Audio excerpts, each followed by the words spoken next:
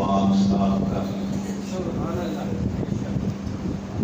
تزکیہ نفس،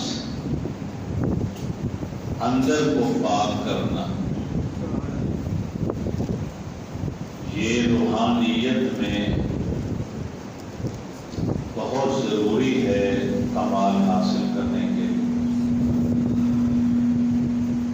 اولیاء کرام کی یہ صفت ہے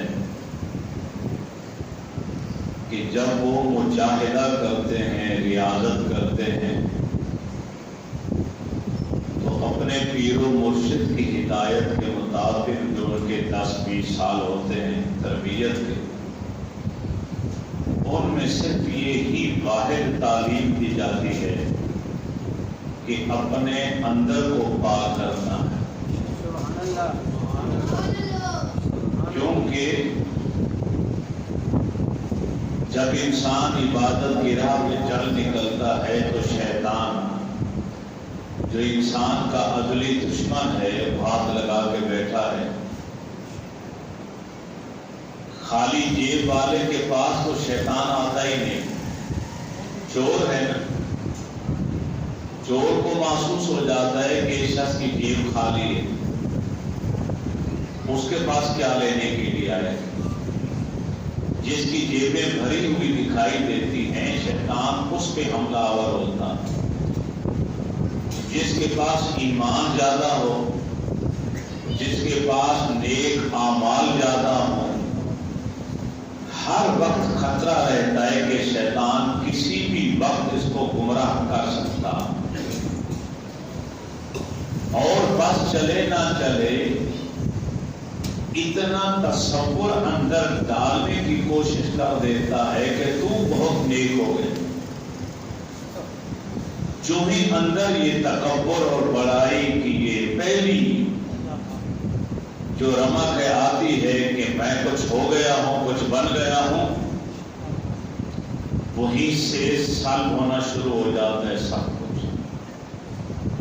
تو مرشد کامل کی ڈیوٹی ہوتی ہے کہ وہ اپنے پاس آنے والے رائے حق کے متلاشی کو اس کی تربیت گاہ میں اس انداز سے اپنی نگرانی میں تربیت کرائے کہ اس کا اندر پاک صاف ہوتا رہے اور اس میں تکبر، کبر، بڑائی نام کی کوئی شے بھی اندر داخل نہ ہو۔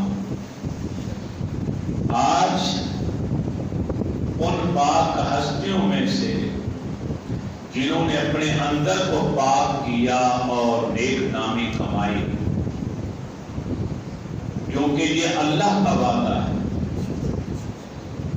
کہ تم اگر مجھے یاد کرو گے میں تمہیں یاد کروں گی، فاذکرونی اذکرکم،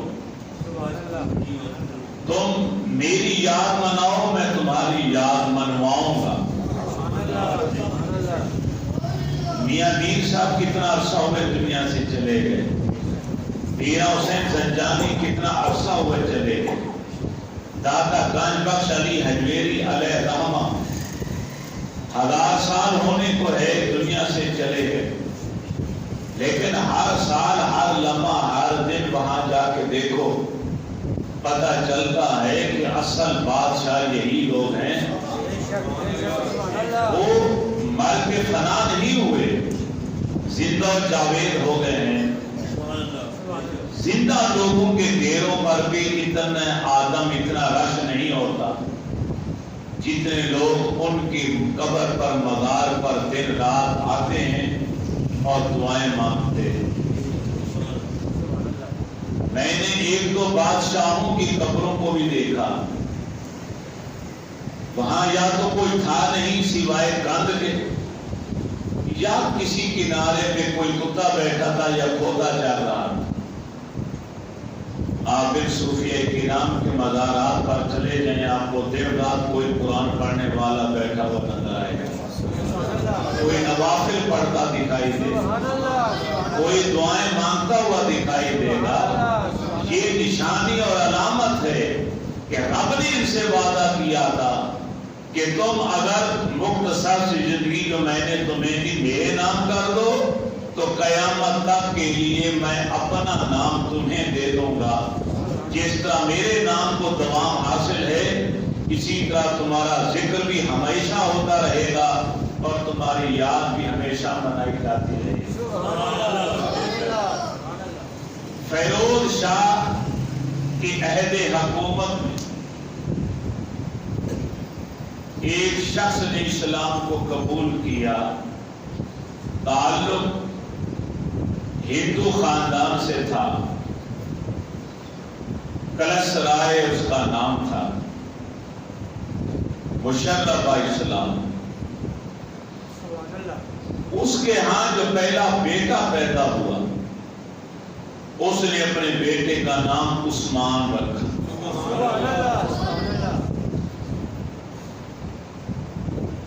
عثمان بڑھتے بڑھتے جوانی کی عمر پر آ گئے، 26 سال کے لگ بھگ عمر ہو گئی۔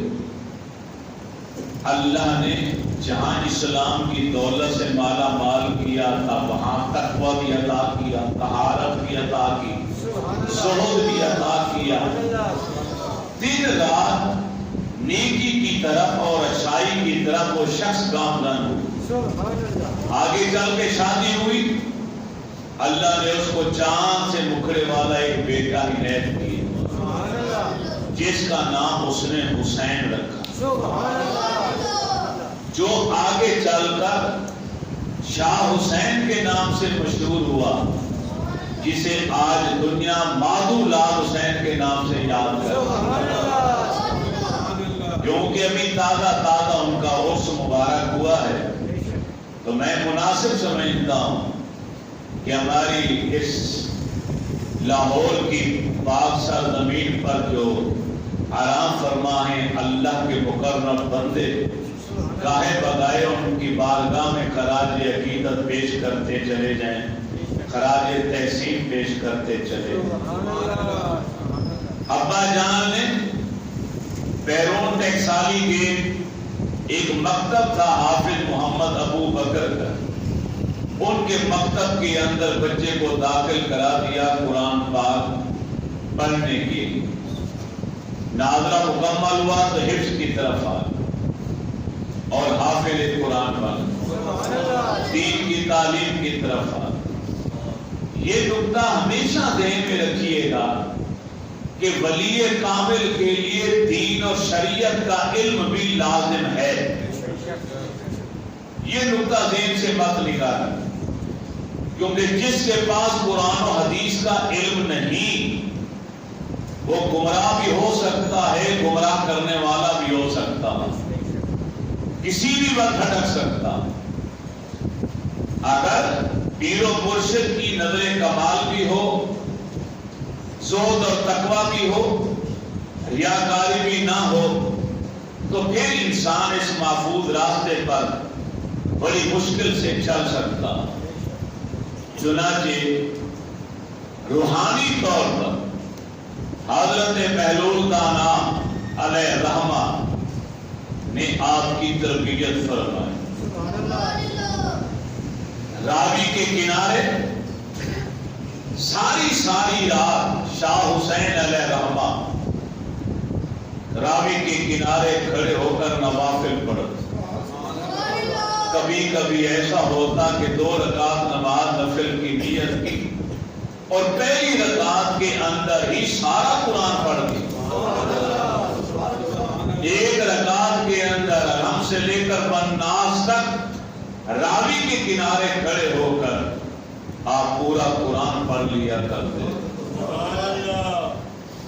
ایک یعقوب نامی شخص ایک بار آپ کی بارگاہ میں آیا، یہ کیمیا کرتا، سونا بنانے کا فن جانتا تھا، یعقوب نام تھا اس کا۔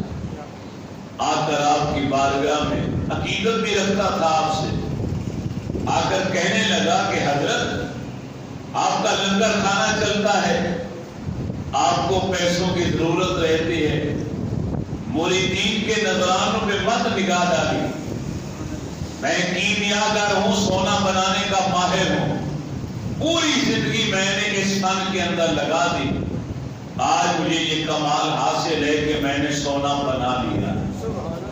اس نے جیب میں ہاتھ ڈالا، ایک پڑیا نکالی اس میں سونے کی ڈلی. حضرت یہ دیکھیں یہ سونا میں نے خود بنایا ہے, آپ کو یہ فن میں دینے کے لیے تیار ہوں, آپ مجھ سے سیکھ لیں اور اپنا ذریعہ معاش اس کو بنا. کسی کے آگے ہاتھ ملانے کی حاجت پیش نہیں آئے. آپ مسکرا دی, کچھ توقف کیے, پھر پوچھا تم نے اس کام کو سیکھنے کے لیے بڑی محنت کی ہو؟ اس نے کہا پوری زندگی کا ایک لمبا عرصہ میں نے صرف کیا, میں جنگلوں میں بھٹکا پھرتا رہا, بوٹیاں تلاش کرتا رہا, ایک خاص بوٹی میں نے تلاش کر لی, پھر میں نے اسے سکھایا, کوٹا, چھانا, پھر پارا منگوایا, پھر اسے مکس کیا, پھر میں نے خفیہ مکان تلاش کیا جہاں مجھے کوئی دیکھ نہ پائے کہ یہ یہاں چھپ کے سونا بناتا, کیمیاگری کرتا. تو میں نے وہ پوشیدہ مکان لیا, مٹی کا گھڑا لیا, میں نے آگ کی بھٹی بنائی, میں نے بڑی محنت زندگی کا ایک طویل لمبا عرصہ میں نے خرچ کیا, اور آج اللہ کے فضل و کرم سے میں کیمیاگری میں کامیاب ہو گیا ہوں. یہ سونا آپ کے سامنے ہے, کوئی نہیں کہہ سکتا کہ یہ خود بنایا ہوا ہے, یہ میں نے خود تیار کیا. آپ مسکراتے ہوئے فرمانے لگے ارے غافل انسان, تو نے اپنی زندگی کا قیمتی حصہ ارے دنیا کو حاصل کرنے کے لیے خرچ کر دیے. ہم تو اللہ کے فقیر ہیں, ہمارا کیا تعلق دنیا داری کے ساتھ, سونے کے ساتھ؟ تو ہم نے ساری زندگی لگائی اس کیمیاگری کے فن کو حاصل کرنے کے. ہم نے ایک رات لگائی, ہمیں سونے والا مل گیا. وہ حیرت زدہ ہوا, سونے والا مل گیا, وہ کیسے؟ آپ نے فرمایا زمین سے مٹی اٹھا کے میرے ہاتھوں پہ رکھ. اس نے مٹی اٹھا کے آپ کے ہاتھ پہ رکھی, آپ نے مٹھی باندھ کر کے کھولا سونا. فرمایا غافل انسان, تو نے اللہ کی یاد سے کو چھوڑ دیا, ذکر الہی کو چھوڑ دیا, شریعت کے احکامات کو چھوڑ دیا, دن رات جنگلوں میں بھٹکتا رہا, خفیہ مکان تلاش کرتا رہا, ارے بچیاں بناتا رہا, آگ جلاتا رہا, پھونکے مارتا رہا. کیا کچھ تلاش کر کر کے تو نے یہ کیمیاگری کا فن حاصل کیا. کاش کہ تو اپنی زندگی کا جوانی کے یہ دن ذکر الہی میں بسر کرتا, میرے رب کی یاد میں گزارتا. ارے یہ کیا فن ہے, اس سے بھی بڑھ کر اللہ تعالیٰ تجھے اپنی عنایتوں سے عطا فرمائے. حضرت شاہ حسین المعروف حضرت مادھو لال حسین, مادھو محبت سے پیار سے آپ کو کہا کرتے تھے, رنگ کیونکہ سرخ تھا, آپ کتنے گورے لال رنگ کے, اس لیے لال بھی ساتھ لگ جاتا تھا. شاہ حسین, حسین علیہ الرحمہ, آپ میں سے کئی لوگ ہوں گے جو اس بار بھی ان کے اس کی تقریبات میں شریک ہوئے ہوں گے. ایک بار لوگوں نے, دوستوں نے, درویشوں نے, فقیروں نے جو آپ کے آس پاس ہر وقت رہتے تھے فرمائش کر ڈالی. کہنے لگے کہ حضرت آج گڑ والی, گھی والی, دیسی گھی والی میٹھی روٹیاں کھانے کو دل کر رہا. آپ نے فرمایا آؤ پھر لاہور شہر سے باہر راوی کے کنارے چلتے ہیں, گھومتے پھرتے سیر سپاٹے کسی نہ کسی گاؤں میں پہنچ جائیں گے, کوئی نہ کوئی ہمیں میٹھی روٹیاں کھلا دے گا. آپ درویشوں کی جماعت کو ساتھ لیا, اللہ والوں کے ساتھ آپ سیر کے لیے راوی کے کنارے چلتے چلتے گاؤں آ گئے, جس گاؤں کا ایک امیر کبیر پہاڑ خان نامی ایک شخص بھی تھا. اب لوگ وہاں پہ پریشان تھے, زمینیں بنجر ویران پڑی ہیں, بارش نہیں ہو رہی. پہاڑ خان نے اپنے دوستوں سے مشورہ کیا, مشورے کے بعد دیہاتی لوگ تھے, انہوں نے کہا یہ درویش آئے ہیں فقیروں کا لبادہ اوڑھ کر پیری فقیری کرنے کے لیے ہمارے گاؤں میں، پکڑ لو ان کو۔ حضرت شاہ حسین علامہ بیٹھے ان درویشوں کو پکڑ لیا، یہاں تک کہ رسیوں سے اکیلے گھر میں جا کے باندھ دیا ہے، اور پھر حضرت سے آ کے کہا آپ اپنے ساتھیوں کو اگر چھڑوانا چاہتے ہیں تو دعا کریں اللہ بارش دے دے، ہم آپ کے ساتھ ہی چھوڑ دیں گے۔ آپ ہنس پڑے، فرمایا لو یہ آئے تھے میٹھی روٹیاں کھانے، ایک دیسی گھی والی میٹھی روٹیاں کھلاؤ، یا اللہ یہ تو دیسی گھی والی چوپڑی میٹھی روٹیاں کھانے کی نیت سے میرے ساتھ آئے تھے، یا اللہ ان کے ساتھ کیا ہو گیا۔ پھر تھوڑی دیر کے بعد رو پڑے، آنکھوں میں آنسو جاری ہو گئے، فرمایا یا اللہ یہ زمانہ بھی آنا تھا کہ اللہ تیرے فقیروں سے ان کی فقیری کا ثبوت مانگتے ہیں، دلیل مانگتے ہیں، دیکھنا چاہتے ہیں کہ یہ اللہ والا ہے کسی کے نہیں، ثبوت مانگنے کی کوشش ہو رہی ہے۔ مولا میرے درویشوں پر رحم کر، انہیں میٹھی روٹیاں بھی کھلا دے اور ان عوام پر بھی ترس کا رحم کھا اور ان کی یہ بارش برسا۔ بس اتنا دعا کے لیے ہاتھ اٹھا کے جملے بولنے تھے، راوی کہتے کہ کالے سیاہ بادل آئے اسی وقت اور زور کا می برسا، ادھر درویش سارے رہا ہوئے، گاؤں والوں نے گھروں کے اندر اس دن جشن منایا اور دیسی گھی والی گڑ والی میٹھی روٹیاں بنائیں اور وہی آپ کے سامنے لا کے پیش کیا۔ اکبر بادشاہ کا زمانہ تھا، اکبر بادشاہ یہاں اس وقت لاہور آیا ہوا تھا، انہوں نے عبد الرحیم سپہ سالار کی قیادت میں ایک لشکر تشکیل دیا ٹھٹھا کو فتح کرنے کے لیے، جو سندھ میں ہے اس کو فتح کرنے کے لیے کہ میں تمہیں سپہ سالار بناتا ہوں، جاؤ جا کے ٹھٹھا کو فتح کر۔ اب اس نے کیا کیا، اکبر کے مشیر خاص ابو الفضل فیضی سے جا کے مشورہ کیا کہ میں بہت بڑا لشکر لے کر ٹھٹھا کے علاقے کو فتح کرنے جا رہا ہوں، ہندوؤں کا علاقہ ہے، بڑی فوج ہے ان کے پاس، کامیابی ہو کہ نہ ہو، زندہ واپس لوٹوں کہ نہ لوٹوں، میری دلی مراد ہے کہ مجھے اتنا بتا دے کہ لاہور کی پاک سر زمین پر کوئی اللہ کا نیک بندہ رہتا ہے تو میں رات کی تاریکی میں اس کے قدم چوموں، ان کے ہاتھ اٹھ جائیں گے، دعا کر دیں گے، اللہ مجھے کامیابی عطا فرما دے۔ ابو الفضل فیضی نے مشورہ دیا کہ آپ شاہ حسین کی بارگاہ میں کیوں نہیں جاتے، انہی کی بارگاہ میں جائیے۔ اس وقت لاہور کی سرزمین پر وہ قطب عالم ہیں، قطب کے مقام پر فائز ہیں، بڑا روحانی مقام ہے ان کا۔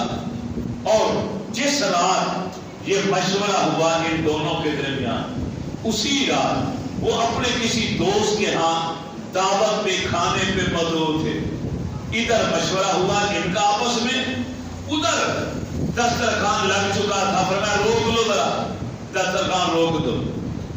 میزبان کو بلایا، اسے کہا کہ 2-3 روٹیاں نا گھی والی میٹھی وہ بھی بنا کے لے آ، ہم بھی چکھ لیں گے۔ وہ بنا کے لے آئے، دسترخوان پہ کھانے لگ گئے، فرمایا ساتھیوں کھانا کھاؤ مگر ان 3 روٹیوں میں سے ایک ٹکڑے ٹکڑے کر کے بانٹ لو، 2 روٹیاں رکھ لو کیونکہ مہمان آنے والے ہیں، ان کی بھی خاطر توارو کرنی۔ ادھر اللہ والے کشف کے ذریعے معلوم فرما رہے ہیں اور ادھر مشورہ ہو رہا ہے بادشاہ کے دربار کے اندر، سپہ سالار عبد الرحیم عبد الفضل فیضی کے ساتھ۔ فیضی نے کہا میں بھی آپ کے ساتھ چلتا ہوں، اکٹھے چلتے ہیں، میں بھی زیارت کر لوں گا، دعا بھی ہو جائے گی۔ چنانچہ آدھی رات گزر جانے کے بعد یہ آپ کی بارگاہ میں آیا، آ کے دروازے پر دستک دی، پتہ چلا سپہ سالار آیا ہے اکبر بادشاہ کا اور ابو الفضل فیضی اس کا مشیر خاص آیا ہے۔ فرمایا دروازہ کھولو انہیں آنے دو۔ وہ بادم آ کے کھڑے ہوئے، فرمایا بیٹھو پہلے کھانا کھاؤ۔ وہ جو 2 روٹیاں رکھوائی تھی ہم نے انہی کے لیے رکھوائی تھی، وہ لے آؤ ایک ایک روٹی نہیں کھلا, ایک ایک روٹی انہیں کھلا دی گئی. 500 درہم تھیلیوں میں نذرانے کے طور پر پیش کی. آپ نے لینے سے انکار کر دیا. روایات سے پتہ چلتا, کسی ولی کامل کی سیرت اٹھا کر دیکھ لیں, کسی بادشاہ کے نذرانے کو قبول کسی نے نہیں کی. جن کا رشتہ تعلق 100% سے بڑھ کر رب کی ذات کے ساتھ جڑ چکا ہو, انہیں دنیا والوں کے آگے ہاتھ پھیلانے کی ضرورت کیا؟ من کان للہ کان اللہ لہو.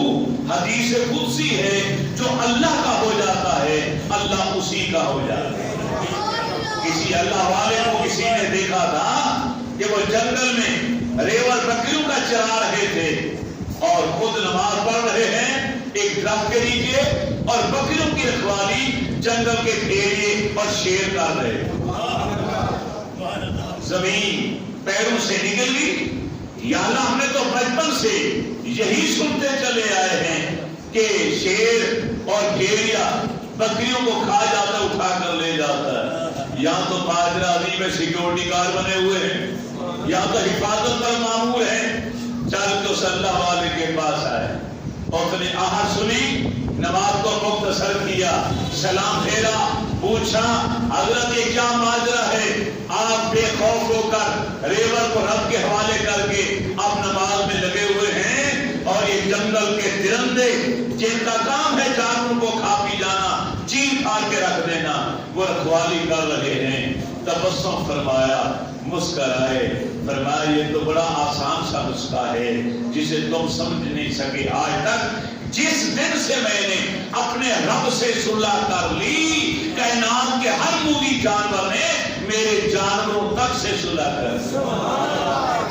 تم رب کے ہو جاؤ, رب تمہارا ہو جائے گا. جب خدا تمہارا ہو گیا, خدا کی ساری خدائی بھی تمہاری ہو جائے گی.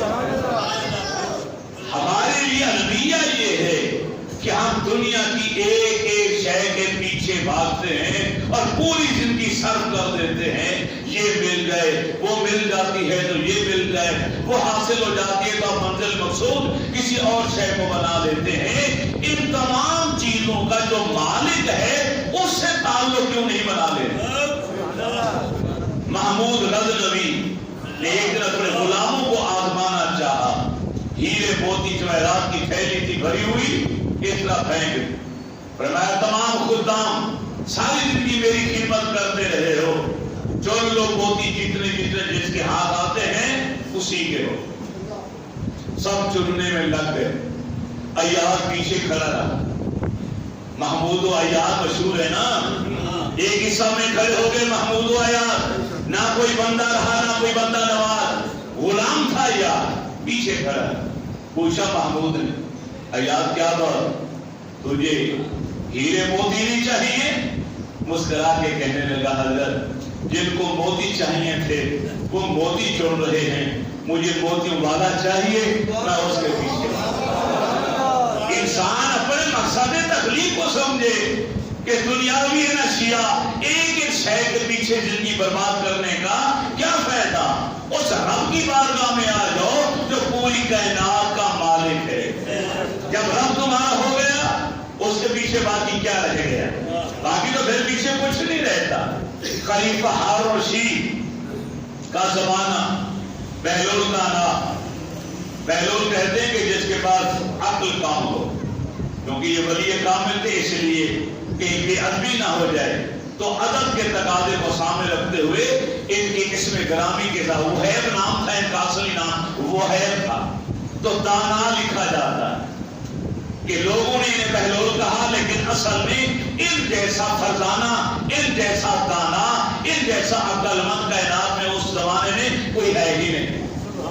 ہارون رشید بیمار پڑا ہے, اس کے پاس آیا, اس نے اپنی چھڑی اٹھا کے دے, فرمایا بڑا نام سنا ہے آپ, یہ لو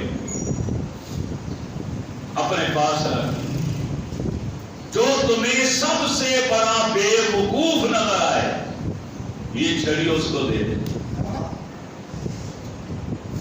اس نے چھڑی ہی چلا گیا.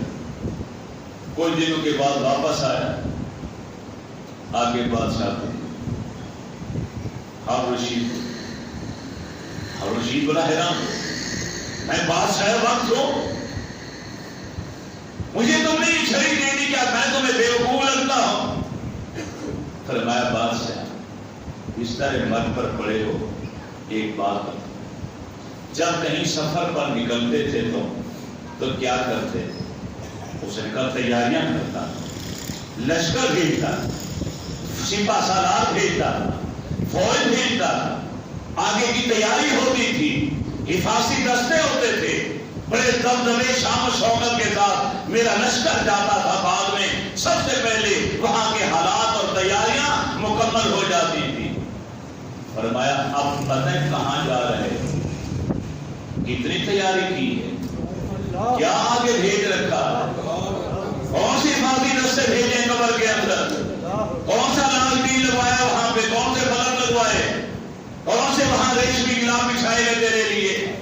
بادشاہ رو پڑا. فرمایا دنیا کہتی ہے یہ پہلول ہے, لیکن سب سے بڑا تو دانا یہی ہے. دریا کے کنارے ایک بار بیٹھے تھے تو مٹی کے گھروندے بنا رہے تھے.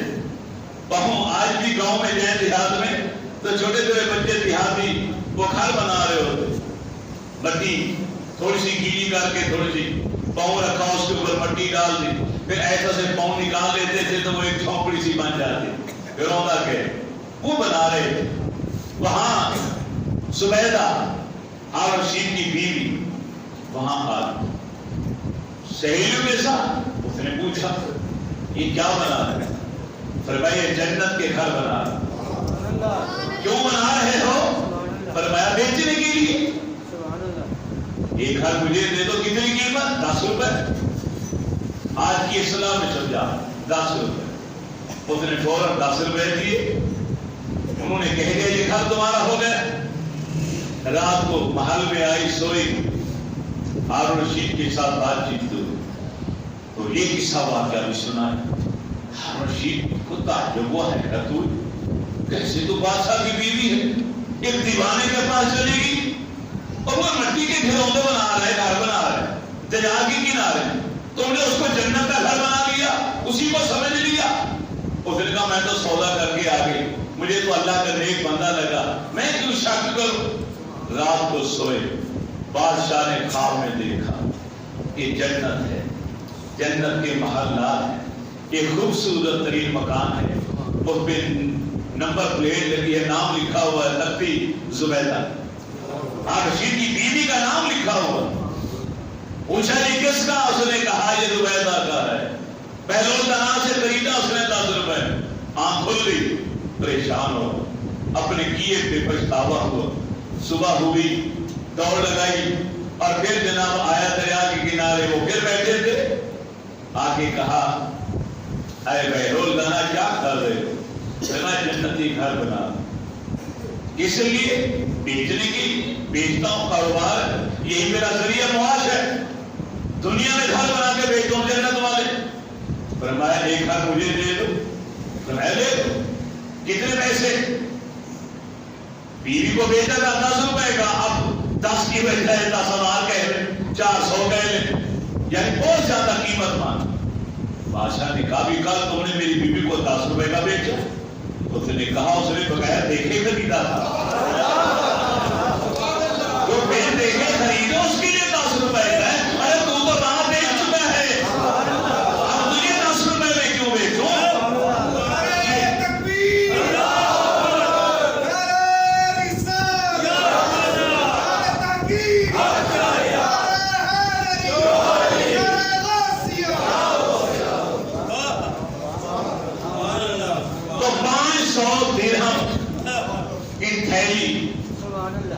سپہ سالار نے ابو الفضل فیضی کی موجودگی میں آپ کی بارگاہ میں رکھی. حضرت دعا کرو, لشکر لے کے جا رہے ہیں کہ ٹھٹھا کا علاقہ فتح ہو. آپ بھی مسکرا دی. میں یہ رقم اپنے پاس رکھوں, ہمیں ضرورت ہے, ہمارا رب ہمارا کفیل ہے. حسبنا اللہ نعم الوکیل، نعم المولا و نعم النصیر۔ جو پوری کائنات کا مالک ہے اس سے بڑا غنی کوئی نہیں۔ ہم تو اپنا رشتہ تعلق اس سے جوڑ چکے ہیں، ہمیں اکبر کے خزانوں میں سے کچھ نہیں چاہیے۔ ہاں تم آئے ہو، رات کا آخری پہر ہے، تمہارے آنے سے پہلے ہمیں اطلاع مل گئی، ہم نے دعا کر دی، دعا کر دی، اللہ نے قبول بھی فرمایا۔ علاقہ تیرا ہے، فتح ہو جائے، شکست نہیں ہوگی، جاؤ جا کے فتح کر لو۔ اب یہاں سے لشکر روانہ ہوا، ملتان سے گزرا، پھر خیال آیا یہاں حضرت خواجہ بہاؤالدین ذکریہ ملتانی رحمۃ اللہ تعالی علیہ تشریف فرما ہے کہ قدموں میں بھی سلام پیش کرتا چل۔ وہاں گئے تو وہاں کے بالا پیر شیخ کبیر سجادہ نشین بیٹھے ہوئے، ان سے جا کے سلام دعا ہوئی کہ میں اس طریقے سے جا رہا ہوں ٹھٹھا کے علاقے کو فتح کرنے کے لیے، تو یہاں سے گزر آتا، میں نے کہا سلام بھی کروں، چلے آپ سے ملاقات ہوگی، آپ سجادہ نشین نے دعا فرما۔ انہوں نے ہاتھ اٹھائے، دعا مانگی، فرمایا جو اللہ فتح دے گا وہ 500 درہم والی تھیلی ان کو دی۔ فرمایا نہیں، جب شاہ حسین نے نہیں لی تو میں کیسے لے؟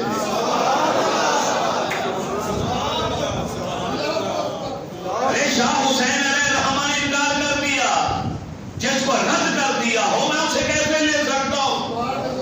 تھر تھر کانپنا شروع ہو گئے۔ یہ رقم تھیلی مجھے پتا ہے یا ابوالفضل فیضی کو پتا ہے کہ رات کی تاریکی میں آدھی رات کے بعد ہم ان کی بارگاہ میں ان کے کاشان مبارک پر پہنچے، ہم نے دی، انہوں نے لینے سے انکار کر دیا۔ ہمارے دو کے علاوہ تیسرے وہی ہیں، کسی اور کو تو پتا نہیں۔ ملتان میں بیٹھنے والے شیخ کبیر بالا پیر کے پاس کیسے خبر پہنچ گئی؟ فرمایا جن کی برات گاہ میں آئے ہو تمہارے آنے کی خبر بھی انہوں نے دے دی اور یہ سارا واقعہ بھی بتا دیا کہ تو پہلے وہاں گیا تھا۔ انہوں نے دعا بھی کر دی، تجھے خوشخبری بھی سنا دی کہ فتح ہے، علاقہ تیرا ہے، مگر تو عقیدت کی وجہ سے آ گیا، ہم نے دعا کر دی لیکن یہ رقم ہم نہیں لے سکتے کیونکہ اس کے اندر تیری غرض تھی، تو فتح حاصل کرنے کی نیت سے تو نے یہ رقم دی تھی۔ اگر تو اللہ کی رضا کے لیے لنگر کھانے کے لیے دیتا، نہ وہ انکار کرتے نہ میں انکار کرتا۔ وہیں قدموں میں گرا، زاروں کرتا رویا، معافی مانگی اور پھر کہا حضرت میں اللہ کو حاضر ناظر جان کر اقرار کرتے ہوئے وعدہ کر کے اعلان کہتا ہوں کہ میں کسی غرض سے یہ پیسے نہیں دے رہا، ان کی دعا اور آپ کی دعا سے مجھے 100% یقین ہے علاقہ فتح ہوگا، کامیابی مجھے نصیب ہوگی۔ اب بغیر کسی مطلب کے میں لنگر کے لیے پیش کرتا ہوں، اسے قبول فرما دیجئے۔ تو شیخ کبیر بالا پیر سجادہ نشین حضرت خواجہ بہاؤالدین ذکریہ ملتانی اللہ رحمہ نے قبول کر۔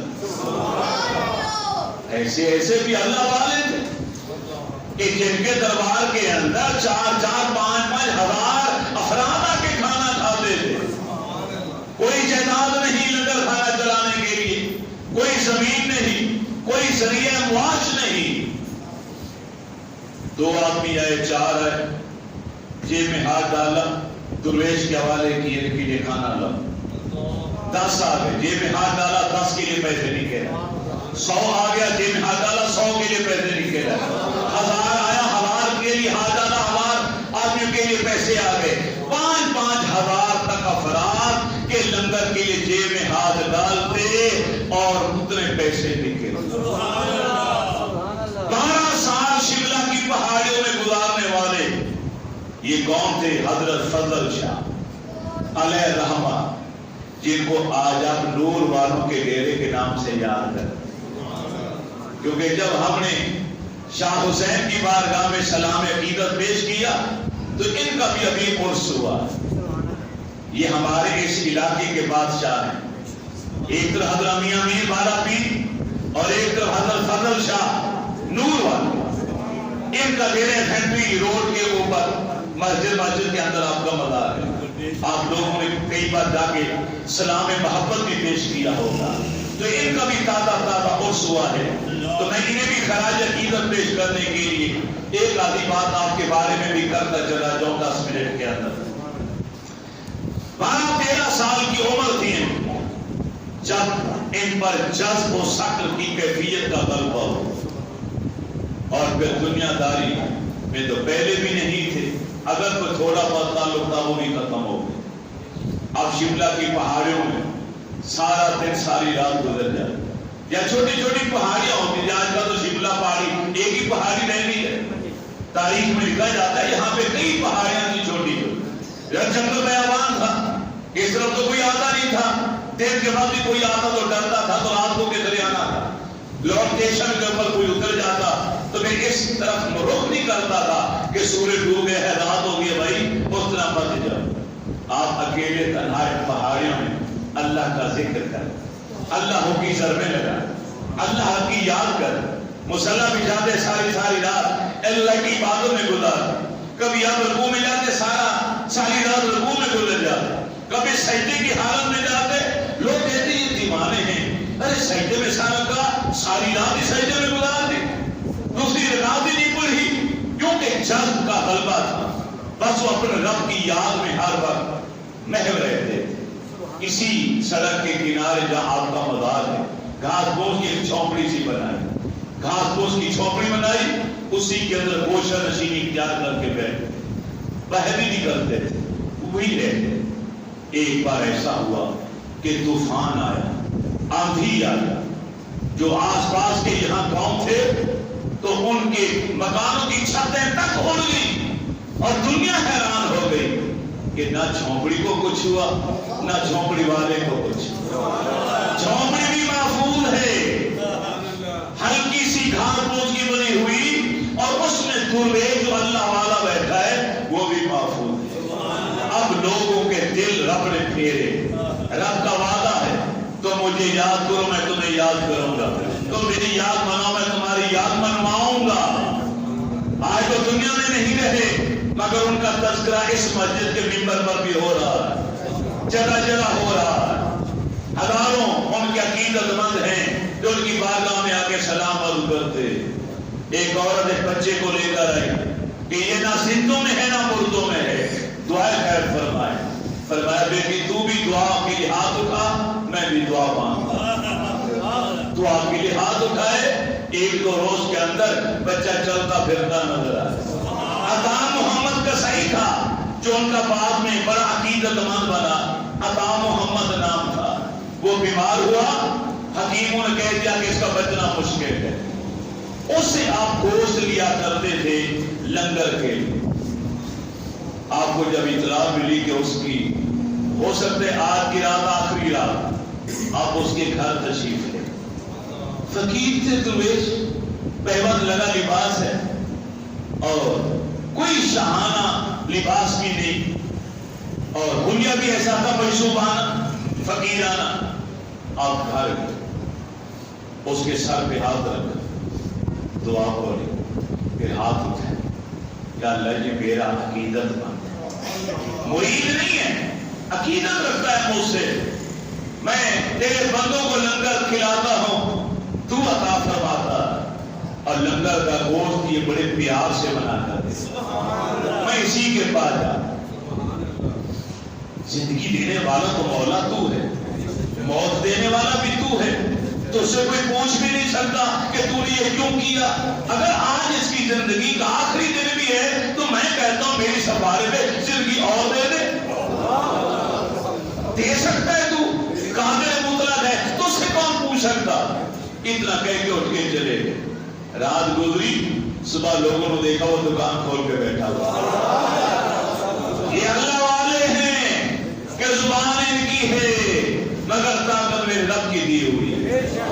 جو اللہ کا ہو جاتا، جو اپنی زندگی کو وقف کر دیتا ہے رب کے لیے، پھر اس کی کیفیت، اسے مقام میں قرب خاص کا وہ مل جاتا ہے کہ جہاں پہنچ جانے کے بعد پھر آنکھیں اس کی ہوتی ہیں، طاقت خدا کی ہوتی ہے، زبان اس کی ہوتی ہے، طاقت خدا کی دی ہوئی ہوتی ہے، ہاتھ اس کے ہوتے ہیں، پھر دی ہوئی طاقت میرے رب کی ہوتی ہے۔ 101 سال کی عمر پائی، 101 سال پیر والے آپ نے دیکھا ہے؟ ماشاءاللہ ماشاءاللہ، یہ بزرگ جو بیٹھے ہیں ماشاءاللہ. میں یہاں 74 میں آیا تھا لاہور پڑھنے کے، 1974 1978 میں 30 جولائی کو ان کا وصال مبارک ہوا تھا. آپ کے علاقے مصطفیٰ آباد میں 80 میں آیا، وہ 2 سال پہلے پردہ فرما. نیک ہستی ہیں، آپ عقیدت مند ہیں، اولیاء کرام سے پیار کرنے والے ہیں. کبھی کبھی وقت نکالا کر اپنی قیمتی زندگی میں ان بادشاہوں کے دربار میں جائے اور جا کے وہاں قرآن پڑھا ہے، اس کا ثواب ان کی بارگاہ میں دو فتح بھیجا ہے. اور نہیں تو ہم شریف پڑھ لیں، سورہ اخلاص پڑھ لیں 3 بار، پورے قرآن کا ثواب ملتا. لیکن با ادب طریقے سے با وضو ہو کے جائیں اور السلام علیکم کہتے سننا. نبی علیہ السلام کسی قبر کے پاس سے گزرتے فرماتے السلام علیکم یا اہل القبر. زیادہ قبریں ہوتی السلام علیکم یا اہل القبور یغفر اللہ لنا ولکم انتم سالفنا ونحن بالاثر. تم پر سلامتی ہو، اللہ تمہاری بخشے فرمائے، اللہ ہماری بخشے فرمائے. تم ہم سے پہلے آ چکے ہو، ہم بھی تمہارے پیچھے آنے والے ہیں. یہ الفاظ سید آمنہ کے لال فرمایا کرتے. قبر کو ہاتھ نہیں لگانا، قبر کو چومنا نہیں، قبر کو سجدہ کرنا حرام ہے ہمارے عقیدے کے مطابق. السلام علیکم کہیں اور پھر ایک طرف ہو کے جو قرآن پاک کی صورتیں یاد ہے وہ پڑھیں اور پڑھ کے کہیں یا اللہ جو کچھ میں نے پڑھا میں تیری بارگاہ میں پیش کرتا ہوں، اس کا ثواب اس صاحب مزار کو نصیب فرما. اس کے وسیلے سے میں اس پاک ہستی کا وسیلہ تیری بارگاہ میں پیش کرتا ہوں، تجھ سے سوال کرتا ہوں کہ تو میری یہ مشکلیں آسان کر دے، تو میرا یہ کام کر دے. دعا رب سے مانگنی ہے، اللہ کے ولی سے دعا نہیں مانگنی، رب سے التجا کرنی ہے، پر ان پاک ہستیوں کا وسیلہ پیش کرنا. بالکل. تو جس نے اپنے من کو پاک کر لیا، اپنے اندر کو پاک کر لیا، وہی کامیاب ہو. آپ کسی بھی نیک اور پاک ہستی کی زندگی کی کہانی اٹھا کر دیکھ لیں. حضرت جنید بغدادی علیہ الرحمہ کا بڑا مشہور واقعہ کہ آپ حج کو جا رہے، اس وقت پیدل جاتے تھے، سواریوں پر جاتے تھے. مکے کی طرف رخ کیا جاتا، مگر وہ مکے کی طرف نہیں جاتی تھی، وہ شام کی طرف چلی جاتی. سواری ملک کے شام کی طرف بھاگ جاتی. چنانچہ ایک آواز آئی، اے جنید اسے مجبور نہ کر، اس کی مہار چھوڑ دے، جہاں رب چاہے گا یہ آپ کو لے جائے، جہاں آپ کا جانا اس وقت ضروری ہے. چنانچہ آپ وہ سواری لے کر شام کے ملک میں آئی.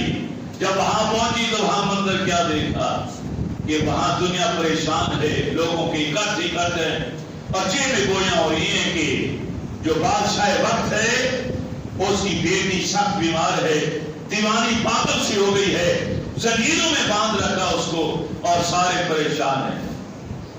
آپ نے فرمایا اچھا میرا رب مجھے اس کام کے لیے یہاں پر لے کر آیا.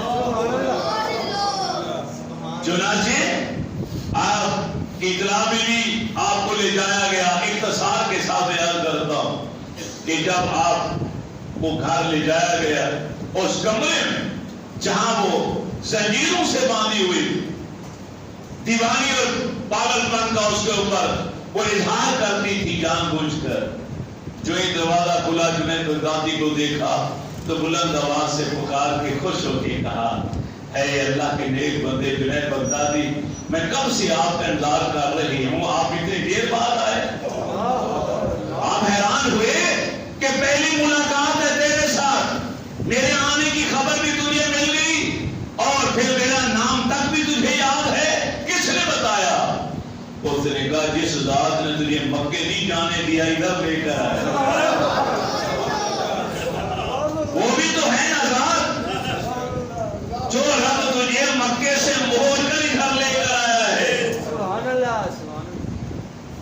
میں اللہ کے نبی کے ساتھ پیار کرتی ہوں. اس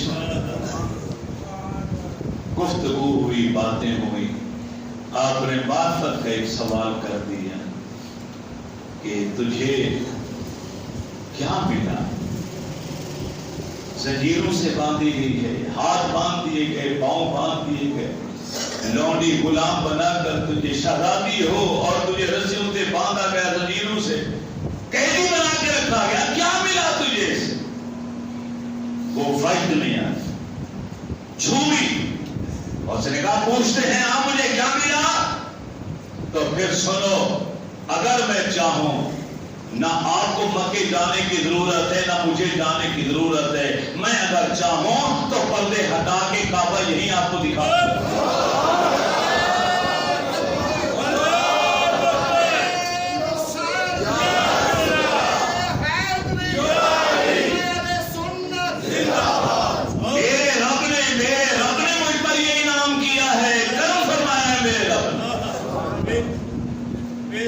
پوری کائنات کا مالک ہے، جب چاہے جس وقت چاہے پردہ آنکھوں سے ہٹا کے تمہیں سب نظارے کرا دو. ہے کوئی اس سے پوچھنے والا، سوال و جواب کرنے والا؟ کوئی نہیں. تو ہم حضرت شاہ حسین علیہ رحمہ کو، حضرت فضل شاہ المعروف نور والے، ان کی بارگاہ میں سلام محبت پیش کرتے ہیں اور اللہ تعالیٰ سے دعا کرتے ہیں کہ پروردگار عالم اپنے تمام مکرم مقبول بندوں کے مدارات پر اپنی کروڑ رحمتیں برتے نازل فرمائے. وما علینا الا البلاغ.